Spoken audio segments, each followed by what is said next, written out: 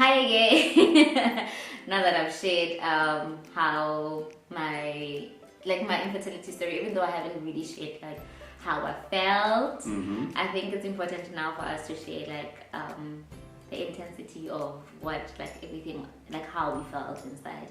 And mostly when women share the infertility story, it's always the woman that said, it was sad, it was, you always hear from a woman's side of the story. And I'm so interested in knowing how my husband felt because he didn't show any emotion. I feel like actually I made everything about me then. I think I didn't pay attention to how you were feeling, and I'm not really aware how you were feeling. So me and everybody else would actually want to know, how was it from the time we found out that this is a thing up until I decided that I'm not doing this anymore. Yeah, that's a good question, and it was very hard, to be honest, because you are right.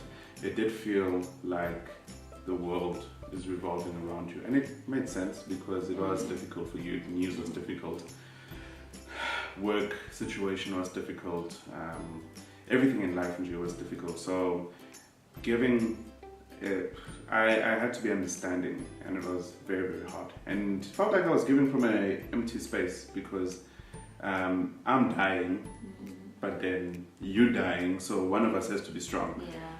So but interesting enough, you had warned me about this when we were dating. When we were in our dating phase, she asked me a very difficult question. Oh, you remember now, huh? Yeah, I do. I do. Because I remember because it's been a thing, and there's a part that I don't want to share why it's been a thing, but Lindani knows and some of my close friends know. Okay, I've mentioned it in my blog as well. Something happened when I was young. Something happened when I was young that gave me the idea that this is gonna happen. So it's a thing that I've been thinking about since I was young until So Budimela came to me one day just out of the blue and asked me the question and said, listen, if I do not give you any children, would you still love me? And would you still choose to marry me? And, obviously, the Zulu part of me was like, never, dizzy. But I'm joking. And then I was like, well, I'm dating you because I love you, and if I marry you, I'm marrying you because I want to be with you and spend my life with you. So if our marriage does not produce children, it's fine. We will find other ways to have fun in our marriage. It's not always about just kids, So it has been a concern for her for a very long time. Then we interestingly planned that we're not going to have kids for 2 years. So our first year of our marriage I was chilled. She skipped the pills. She skipped the birth control pills. And then I was scared, why are you skipping, girl? We said 2 years. You're busy skipping. It's not cool. It's not on. I was scared. It's not on, girl. No, we're skipping. But I've always had the faith. I always had the belief that no, we are going to have a child. We're going to have a child. We're going to have a child. None. Case closed. We're going to have a child. That was the first year. Then, towards the end of the first year was when we received the news of the cysts, right? Was it towards the end or was it the following year? Towards the end, we had an idea ourselves that this could be a thing. Yeah. But it was medically confirmed the following year. Yeah. So when it was confirmed the following year, that's when it became very now intense, and that's when the desire now grew that okay, no, this is real. We're not gonna have kids. She warned me about this. I didn't take it serious. This is for real now. No kids. So I don't know. For those who know me, I love kids. And I just love playing with kids, man. Kids. That's why I did children and youth ministry, because I love them. So it became real I'm not gonna have kids of my own. So for me, it was painful. But I had to imagine for her worse, because it felt like she was not even part of society. It felt like she was a failure to the woman world. It felt like even to her community, because most of the time when we were married and when we used to go to her home, it was always a question of, hey, wena, bana batla, you know, and I could feel that sadness on her when people were asking that question all the time. You're gonna make me cry now. I'm sorry.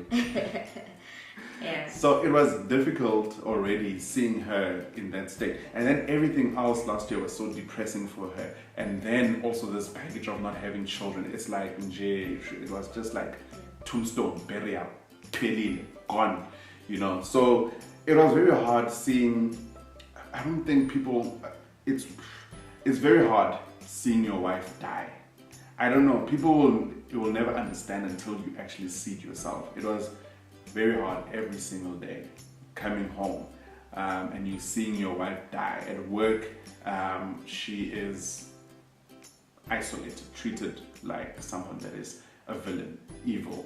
At church, treated like someone who is evil. And then now, Same at work, they didn't treat me like I'm evil. They didn't. Same, no, they didn't. It was difficult, but they didn't. Yeah.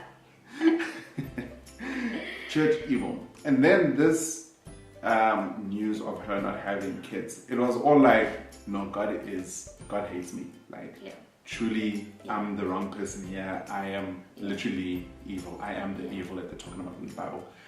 And that's hard. Like, as a pastor, you can't console your wife, and you dying yourself, and you need to be served. And you know, she's that. It was so hard. Like last year, our relationship was so hard. Like, I don't think anyone understands what hard is. Where I you know, people always warn you that the first 7 years of marriage is joyful, honeymoon, and then when you hit the 20th mark, that's when difficulties come. We hit the difficulty mark on our second year. It was hard. There's pressure at the workplace. There is at home, I'm not receiving much love because my wife is hurting. And then, you know, as a guy, I'm giving, but I'm also giving from an empty place, asking her to love me. So that caused a lot of arguments as well. That I'm tired, you're always in this state, and I always need my needs to be served, and my needs are not served. And every type of need. Like, Britumelo was so depressed, like, I don't even know if we even just kissed that year. I don't know. Did we? I don't know. Just even touching her was like very hard. It was So everything, you know, no kissing, no nicks, because she was, when people are depressed, guys, and your depression was severe. Yeah. It was bad. So it was really, really, really hard, because as a guy, we are solution focused. We love solutions. But then not having a solution to help your wife was so bad. Where it even got to a point where you were like, you know what, God, if my calling and me being in ministry and my calling is causing so much harm and pain to Britumela, and it's even challenging her identity, and she's feeling not good enough, if this is what I'm doing to cause her to be in this state, I would rather than let us be divorced out of sake of love, because I don't want to see her in this state anymore, you know, not because she did anything evil, but because I just loved it to the point where I didn't want to see her die anymore. So I'd rather leave. And I was so that feeling the same better. as well. I was feeling exactly the same, that it's best that we divorce, because as much as we love each other, it felt like we have contradicting spirits, even though we know for sure that our spirits are not contradicting. But the way that everything was unfolding was there was so much attack on my life. So much attack on my life that, okay, to this day I'm still recovering, but there was so much attack that I thought that I've thought about divorce so many times, literally the only thing that stopped me was the admin. I was thinking, oh, so much admin. But yeah. The admin, guys. Not even the love, the admin. I'm hurt. No. I knew that I could still love you, and I knew that I'm gonna love you for a long time. Sorry, I'm catching flu a bit, but yeah. I knew that I would love you forever, and I knew that I wanted to be with you forever. But at that point, I loved you so much that I would rather let you go. Yeah. Yeah. So yeah, that's what happened. But then,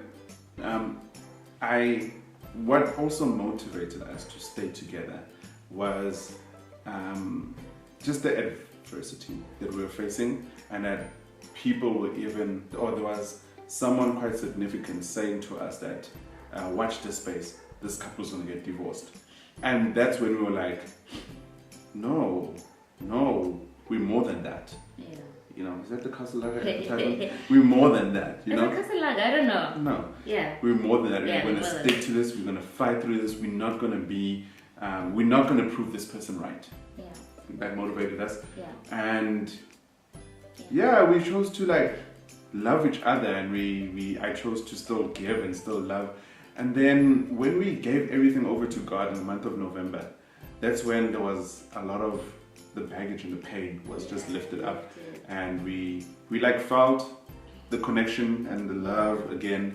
December, we felt the love, and we went to summer camp, and it was very nice, and we enjoyed ourselves. We hardly saw each other, but even at summer camp, we were fighting together because they were like also opposing the youth, and Elevate was like a big deal at camp, and people were jealous, and then people were always like, you know, saying like really fighting the youth, like not feeding our youth group when other youth groups were fed, and then we brought the largest group and you're not feeding them. So we're like, okay, so anyways, and then then January is when we decided to leave everything and just rebuild our lives. So we were young, we're still young.